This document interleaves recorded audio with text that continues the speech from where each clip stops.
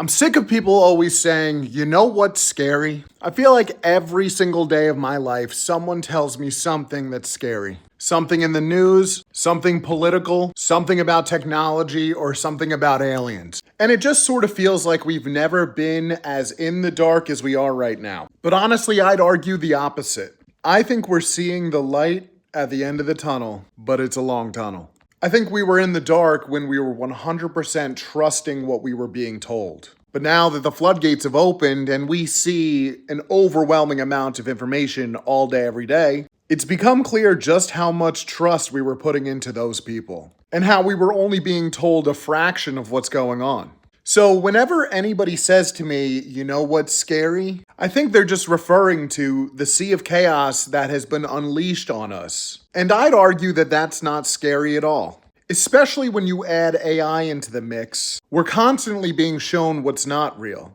And when we're constantly seeing what's not real, it's like we're developing a sixth sense to have discernment to cut through everything that's fake. And we're naturally just starting to filter everything. Sure, we're not out of the woods yet, and this is a long process most likely, but I think that that's exciting. Because where do we go next after this evolution? I started this channel because I used to be the guy that was looking for the answers to everything. And I know there's a lot of people out there who are exactly the same. Looking up the conspiracies, paying attention to all of the politics, everything, the unknown. But I came to realize it's the same thing as looking up into the night sky, into space. You know it's there, but you'll never know anything about it because it's unreachable. It's impossible to comprehend because it's a sea of chaos. It's an infinite universe. And once I had that realization, I didn't dig my head into the sand. It made me realize that's the answer. Life happens in the details. I have fond memories of being a kid because that's back when I cared. I cared about the details.